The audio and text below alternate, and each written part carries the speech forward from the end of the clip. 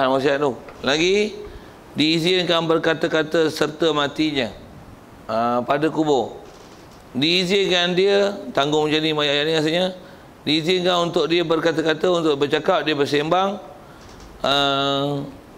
serta matinya. Waktu dia mati tu dia boleh bersembang dan bercakap kat mana? Pada kubur.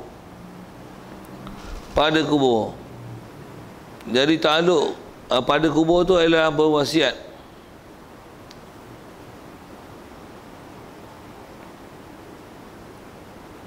Baik.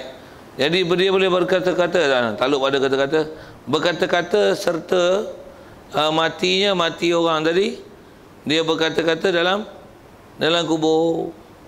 Yang tu kalau asal perkataan disebutlah izinkan untuk dia berkata dalam kubur. Dengan makna apa? Asalnya makna hadis ni macam ni. Apa maksud izin berkata-kata dalam kubur? Maksudnya dalam kubur nanti izin berkata-kata ni maksudnya menunjukkan isyarat dapat rahmat besar. Antaranya tak disoal Munkar Nakir. Jadi bukan Munkar Nakir yang bertanya bercakap dengan dia, tapi dia yang akan berkata-kata dan bercakap. Itu kot, tanggungkan pada makna begitu. Yang tu adalah faedah wasiat. Dan faham tu siapa dapat gitu, pasal dia ni ialah orang takwa, orang baik, orang taat. Mati pun dalam keadaan taat, pasal mati dalam keadaan ada meninggalkan wasiat. Kalau atas dengan fakta asal, itulah bahasa yang disebut. Okey. Nak cerita asal ialah sunat makat, wasiat, wasiat Islam apa dia? Wasiat yang non muslim apa dia? Jadi Islam adalah bukan perkataan terbesaka. Terbesaka adalah bab yang telah ditentu oleh syarak. Jadi semestinya bila wasiat, kata wasiat dengan reta, maksudnya perkara tu bukan untuk bab yang dah ditentu dalam bab peraid, tapi mestilah untuk kita mikir jalan mana untuk kita belanja pada tempat kebajikan yang anda kata kita tahu bila kita nak mati, kita akan bersiap untuk belanjakan harta kita pada tempat kebajikan tersebut. Buat wasiat. Buat wasiat. Jadi wasiat adalah ke situ. Jadi atas kata faedah-faedah tu satu hal. Jadi bagi fahamkan wasiat tu. Soalan tu rasanya tantuk tentang wasiat Islam, wasiat kafir, ada faedah sikit tu, mati syahid dunia akhirat, mati syahid akhirat, mati syahid dunia. Sekali lalulah tantuk ada soal.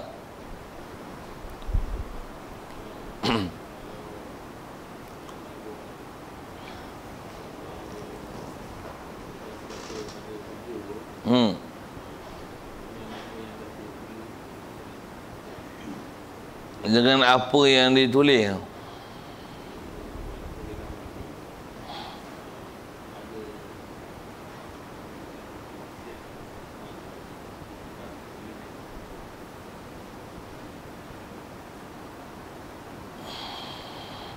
Diizinkan untuk berkata-kata serta matinya pada kubur itu.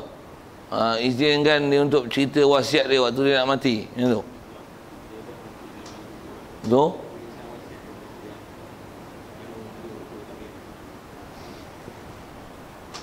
wallahu a'lam. Tulisan takkan tulisan dia nak berkata-kata pula. Ada orang nanti yang akan pergi tengok wasiat dia itu.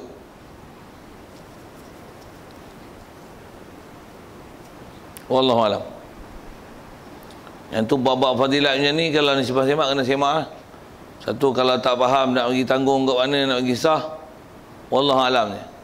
Janganlah syarah mengarut-ngarut pula. Yang ni disiplin macam kitab bila kita tak tahu ni. Yang tu kot nak sebut tu. Kalau katalah ayat dia macam ni, sunat muakkad, dan antara kelebihan dia ialah diizinkan untuk dia berkata-kata serta matinya. Waktu dia mati, dia boleh berkata-kata dalam kubur. Apa maksudnya? Kalau katalah kita syarah, oh dia ni bila masuk dalam kubur esok, oh tak gaduh lah, memang boleh bercakap itu kan. Dia mesti ada satu makna situ.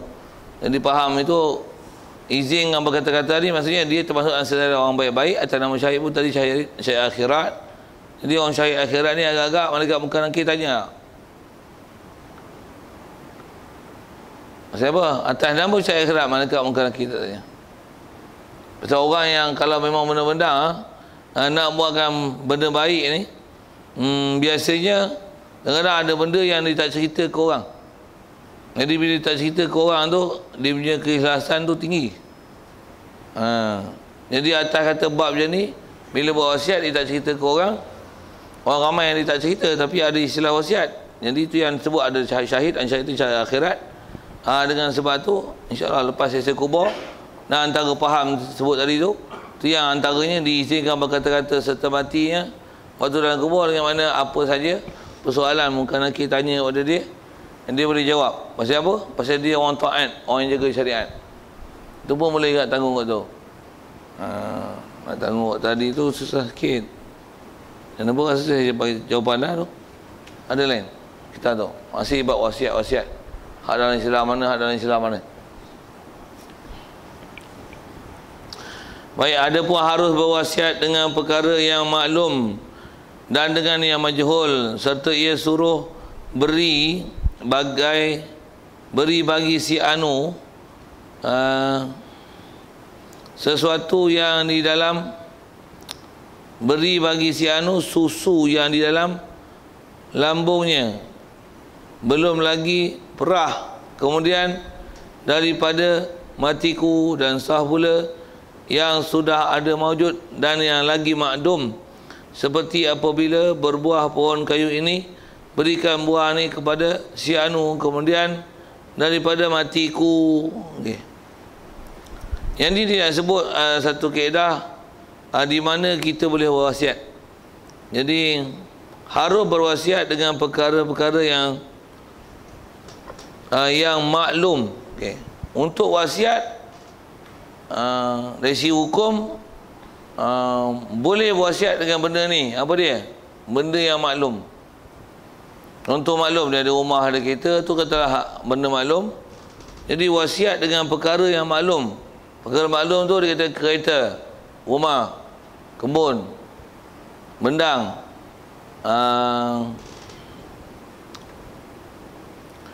jadi dia sebut dengan tentu, maklum. Lepas tu dia akan sebut ke siapa. Bendang ni untuk anak yatim, kereta ni bagi kat ustaz. Ustaz mana tak tahu lah. Saya pun bukan perasan nak tu. Nak sebut boleh ke? Dari segi boleh tu, boleh tu. Jadi asal sebut mesti maklum lah. Jadi mesti antaranya ialah antara benda maklum dan yang lagi makdum. Dia dah ada sekejap lagi, sah, maklum, dan dengan yang majhul, seperti ia suruh beri bagi si anu susu dalam lambungnya. Jadi asal sebut boleh bagi benda maklum, kereta dan sebagainya, dan sah untuk wasiat ni benda majhul. Disebut apa? Bagi sedikit harta kepada anak yatim, macam tu. Dengan yang majhul, seperti contoh benda majhul ni apa? Yang ni contoh majhul, benda yang tak kerti. Majhul maksudnya benda yang dijahilkan, benda yang tak dapat dikenal pasti. Seperti ia suruh beri bagi si anu susu dalam lambungnya. Kita ada bela kambing, kita ada kata macam ni, kawan tu selalu ambil susu kita, susu kambing. Waktu kita kata bagi wasiat macam ni, kalau aku mati, dia datang perah susu, ambil susu yang dapat kat dia tu, hari aku mati tu, semua bagi ke dia lah. Boleh buat itu? Boleh? Boleh? Cuma nak bicara tahu mana susu yang ada dalam tek kambing tu, macam mana? Berapa liter?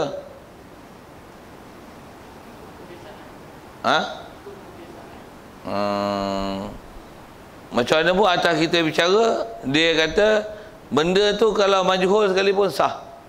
Misalnya saya nak mati, saya kata macam ni, saya ada wasiat, saya kata apa, kalau saya mati bagilah kat Masjid Ihsan ni sejumlah wang tertentu.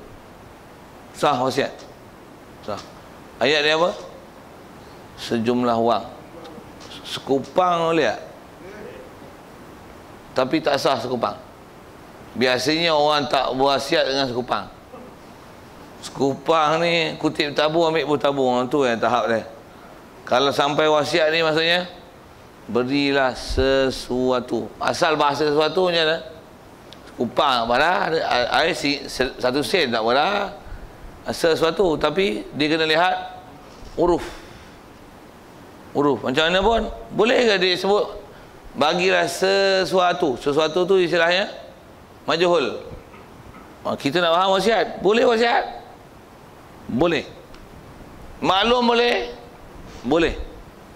Kereta saya yang Mercedes tu, dia sebutnya tu, kereta saya yang Avanza tu, lori saya yang trailer tu, lori saya yang 3 tan tu, lori saya yang lama tu, dia sebut maklum. Jadi yang maklum ni antaranya perkara tu yang maklum. Okey, siap. Jadi itu syarat lah. Benda yang menyebabkan orang boleh sah mesti maklum. Jadi kalau majhul pun macam mana pun, atas umum kata boleh maklum majhul. Satu dalam kitab-kitab kadang-kadang digunakan bahasa ini, barang. Jadi wasiat ialah apa perkara, disebut perkara yang dibuat selepas mati. Perkara tu umum perkara, maklum ke majhul ke sah untuk diwasiat. Cuma untuk mengambil huraian berapakah maklum itu, berapakah majhul tu pada huruf, kena tengok dia. Yang tu kalau tuan-tuan tanya sedikit penjelasan, tapi asal bahasa Arab yang dipakai dalam istilah benda yang ta'yin menjadi maklum ni. Kalau maklum maksudnya benda tak tahu, majhul kapasiti dia punya nilai dia tu tak dikenal pasti berapa. Jadi asal disebut susu kambing yang ada dalam lambung susu tu, kambing ni bela ni, kata dia ada orang nak pinjam, lepas tu dia kata bila aku mati nanti susu tu semua ambil kat engkau lah. Boleh? Walaupun susu berapa liter nak keluar lagi, banyak mana lagi ada, dia tak kait pun dari si kaedah dia, boleh bagi walaupun dia atas kaedah majhul itu.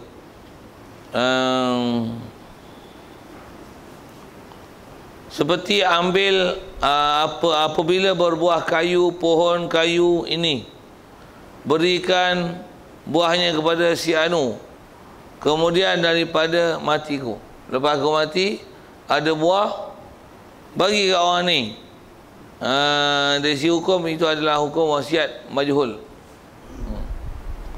Kalau dia mati, dia kata ni pokok rambutan ni berilah dekat tu ada bagi kat satu-satu anak yatim dan sebagainya, tu adalah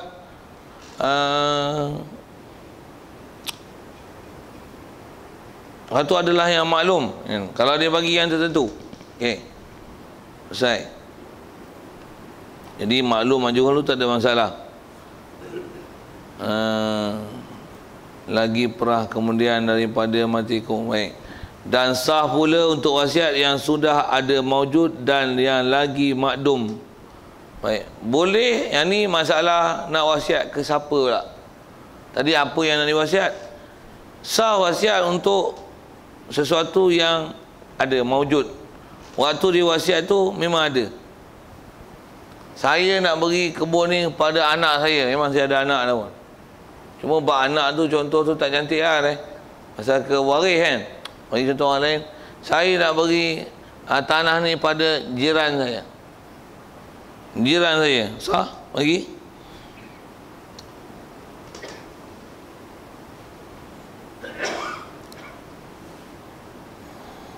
Okey, asal nak sebut ialah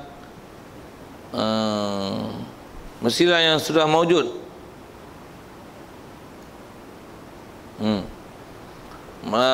Dan yang lagi makdum, dia dah ada tapi akan jadi tak ada. Kalau kata bagi dekat ustaz ni, ustaz tu memang ada, dan ustaz tu nanti yang lagi makdum, dia akan tak ada, dia akan mati. Sah? Kalau asal istilah-istilah wakaf, dia ada istilah dia. Jangan ada mengkotik awal, mengkotik akhir. Macam mana pun asal bab wasiat macam ni, maksudnya boleh kita beri pada seseorang yang asalnya kawan tu memang dia ada, lepas tu nanti dia akan mati, dengan bahasanya dia akan jadi makdum.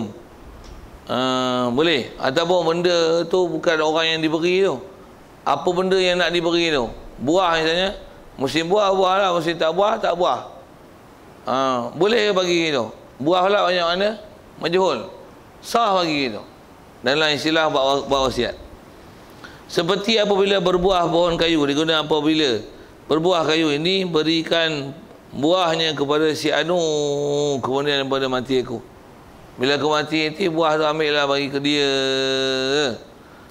Dari si hukum sah wasiat. Dan walaupun disebut tu harta tertentu, orang tertentu, dan memang dari si hukum sah. Selesai. Slow sikit. Jadi asal sebut ialah yang sudah maujud, yang lagi akan makdum. Buah kayu, berikan pohon kayu pada si Anu, kemudian daripada mati kau. Habis. Dan iaitu yang sah berwasiat itu 1 sulus. Yang ni dia sebut kadar pula. Banyak mana boleh berwasiat. Faham tu apa lagi ya? Jadi kalau wasiat perkara yang tak maujud lagi, tak sah. Wakaf benda tak maujud, tak sah. Wasiat pada benda yang tak maujud lagi, tak sah. Boleh. Kalau tak akan maujud, tak jadi. Tak maujud lagi, boleh. Kalau contoh isu terdekat kita, masalah benda yang makdum ni, yang maujud makdum, yang benda tu urusan akan datang. Katalah nak mati ni, dia wasiat-wasiat lah, kalau aku tak dan nak sembelih binatang korban ni, hampa buatlah korban untuk aku. Boleh.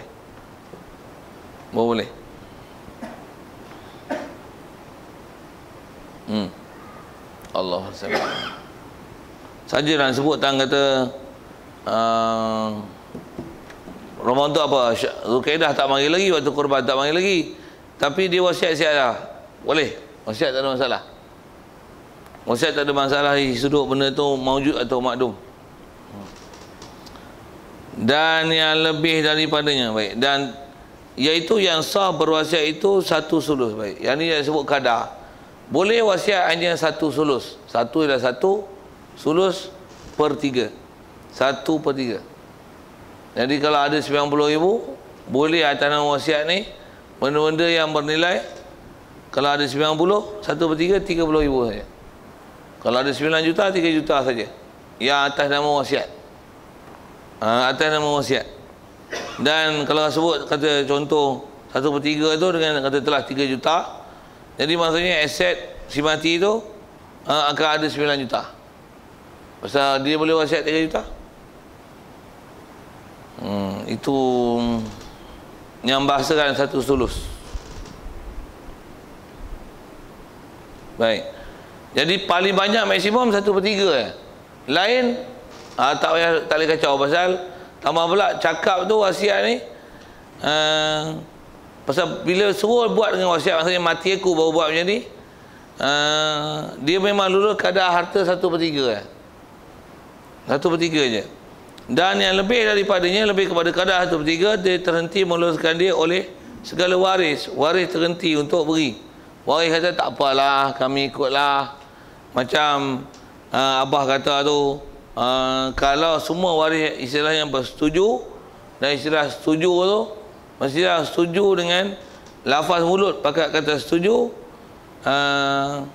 Jadi wasiat tu barulah boleh diberi pada pewaris. Kalau tidak asal, la wasiyata lil waris.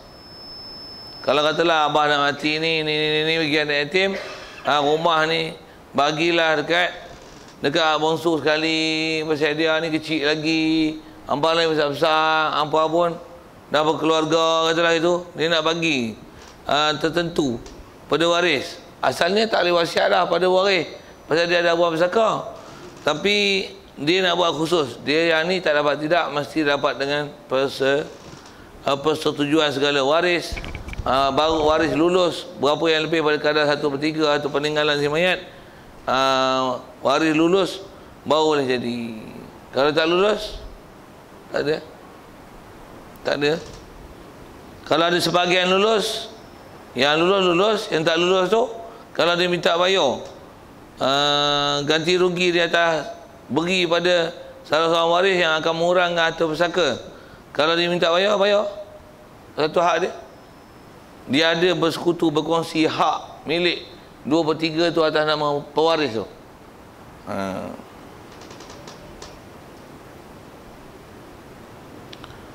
Bagi contoh antaranya dia berwasiat bagi waris, tiada sah untuk wasiat pada waris melainkan jika diluluskan yang tinggal daripada segala warisnya, maka apabila waris dia ada yang sah, barulah sah wasiat. Okey, siap.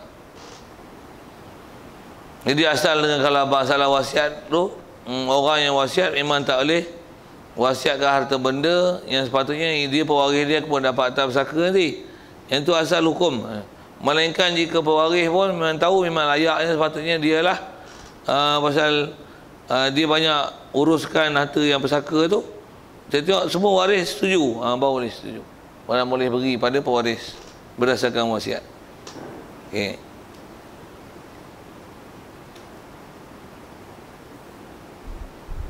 Sah wasiat. Dan sah wasiat itu daripada yang mukallaf. Yang ini siapa pula boleh wasiat? Tentu dulu tentang berapa kadar boleh wasiat. Ada soal?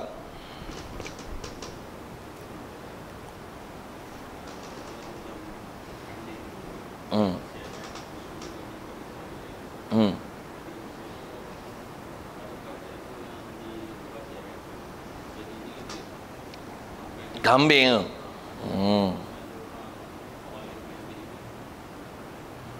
Soalan ni tanya, apabila ada orang kata bagi susu ni, ambillah susu kat kambing tu kan. Dia kata gitu, kalau aku mati, adakah hukum milik? Kaedah bab milik tak milik, adakah dapat dengan sebut susu tu kambing sekali? Dari segi kaedah, apa lafaz yang ada itu saja dipakai. Dia tak berjangkit. Jadi maksudnya kalau dia kata bagi susu, susu je lah kambingnya lah. Minta bagi susu je lah, susu je. Melainkan kalau ada bab-bab yang kecuali pun, benda-benda yang istilahnya tak boleh nak dipisah. Apa lagi contoh yang Allahumma salli ala sayyidina Muhammad, apabila nak diberi nanti akan kena dipisahkan antara dua.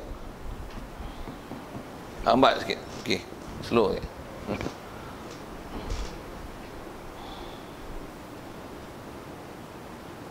Jadi asal sebut tu kalau dia sebut susu ya. Melainkan kalau dia sebut tu tak dapat tidak, mesti akan dapat sekali dengan yang bukan disebut. Pasal dengan kaedah mulazamah, bagi hak ni maksudnya mesti bagi hak lain. Buat contoh macam mana? Katalah macam ni, kalau aku mati, surau aku ni aku izin dengan itikaf. Izinkan itikaf. Apa jawab? Sah? Sah? Apa jadi? Dia kata apa? Madrasah aku ni aku izinkan itikaf. Apa maksud? Maksudnya dia wakaf madrasah. Asal disebut itikaf ya. Adakah dengan itikaf tu itikaf je tapi tak jadi wakaf? Ada? Tak, pasal itikaf mesti jadi wakaf. Kalau yang berlazimah macam tu ya. Tapi ambil ni susu ni bagi dia. Apa?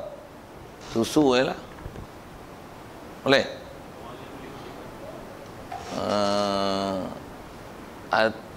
Jadi kalau atas izin yang telah diberi itu kepada siapa yang tertentu, dia ya. Yang lain, orang lain nak ambil setelah kau tu mati, dia atas izin waris yang ada. Macam mana pun siapa yang memang telah disebut dengan tentu untuk ada kebolehan dia ambil, jadi wasiat tu dipakai. Wasiat tu dipakai. Cuma kalau telah kambing tu dia nak sembelih nak buat korban, tu jangan habislah susu tu. Boleh contoh tu. Walaupun contoh kambing betina, macam mana? Dia sembelih lah habis. Dari sini boleh. Apa? Bukan pasal kambing bukan dia beri. Pula tu bukan wakaf.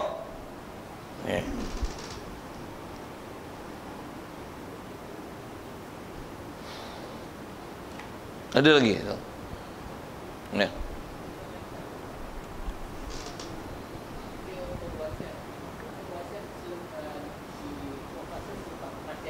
Ya.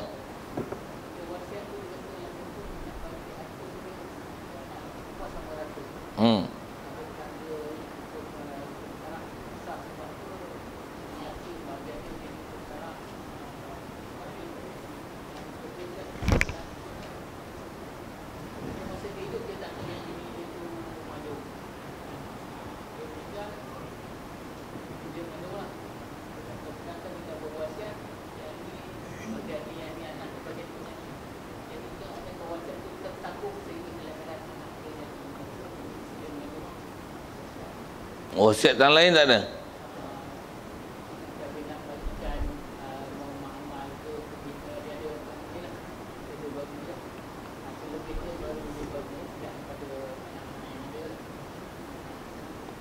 Dua tu. Pertama tadi apa dia? Wasiat. Sama kata. Kaedah wasiat tu yang kut tak main awal dia kot. Kaedah wasiat dia tak perlu diwasiat pada waris. Waris tak payah wasiat pasal dah ada hukum pesaka. Macam apa dengan kaedah kita bicara ni? Dia tak nak juga pakai hak wasiat, tak nak juga pakai hak faraid, tapi nak pakai wasiat juga. Aku bagi sama kata pada dia, dia lagi bagus. Kaedah dia tak sah melainkan dengan izin daripada pewaris yang ada, khususnya yang akan mengurangkan hak dia ni, anak jantan tu. Pasal anak perempuan tak apa, kami kata besar abang kami. Kita dah belajar dulu li zakari mislu hazil unsayain. Jadi yang nak minta betul-betul izin dia anak lelaki lah. Pasal dia yang akan jadi masalah ke harta benda dia. Maksudnya buah pesaka tu akan dapat kurang. Jadi kat mereka lah yang perlu minta izin. Cuma izin tu pula kalau ikut kaedah asal dia tak sah melainkan dengan izin. Cuma kalau katalah dah izin, memang betulkah izin tu redha ataupun izin tu dengan sebab istilah malu Allah, takut orang kata kita apa-apa dia atas berebut atau pesaka. Itu yang bagi jaga sikit. Pasal kalau katalah di izin tu dia atas kata takut atau malu Allah, nanti orang kata apalah duk berebut atau pesaka. Padahal memang hak dia untuk dia minta. Kalau dia mengalah macam tu tak dihukumkan bersetuju di atas wasiat pada waris. Tak. Kalau tambahlah dia cakap kata je ni. Allah dengan adik-beradik pun berkira. Ada disebut itu. Macam mana? Kalau ditakut yang tu dengan sebab tu dia meluluskan, tu bukan istilahnya lulus dah redha. Tu terpaksa lulus dah redha. Tak sah. Satu asal nak sebut, asalnya tak boleh bagi pada waris melainkan dengan redha. Agak-agak redha lah. Satu rasanya kita ada sebut masalah rakyat dulu awal-awal bab bicara ni, apa dia? Asal kaedah macam ni ya. Bagi yang ikut rakyat. Lepas tu terutama orang yang kata tu aku tak nak ni lah kan, bagi ke dia. Contohlah ya redha-redha tu satu hal. Tanya dia anak lelaki tu, dah bagi tu, kata nak bagi sama kata. Dulu macam setuju ya. Bila dah bagi habaq masing-masing, dia tengok tak ada pun rasa nak bagi ke adik dia yang perempuan. Boleh faham sebut apa kan? Untuk apa fahamnya? Tak redha lah tu. Jadi tak redha, tersebut lah macam tu. Jadi maksudnya memang tak redha. Cuma kerana terpaksa redha. Tapi kalau katalah bagi ikut pesaka betul-betul, lelaki dua ganda pada perempuan, bagi. Sanggup tak duit engkau ni? Kau bagi sama rata sikit lagi untuk bagi ke adik kau. Katalah, kau 3,000, yang ni 6,000. Boleh tak kau bagi 1,500 ke adik perempuan kau? Supaya sama. Oi, dah dapat kat tangan teman tak bagi. Dah katanya. Soal, redha tu. Okey. Banyak kita hak tu. Banyak kita selalunya wasiat kepada pewaris, ini masalah dia. Apa? Sebenarnya dia tak redha. Tapi terpaksa ungkapkan keredaan. Pasal apa? Istilahnya dia panggil malu Allah. Malu Allah tak dia panggil redha. Kalau makan harta batil dan fasid. Saya buat misal masalah masih malu Allah kalau tak buat wasiat pun. Pasal dia yang penting adalah redha tu. Pasal asal buat syarat dah ada. Memang asal tak sah wasiat kepada pewaris. Itu asal. Saya buat misalnya ni. Katalah saya nak balik lagi, saya sorong je selipar. Selipar tu selipar apa? Minta lah kalau saya pakai.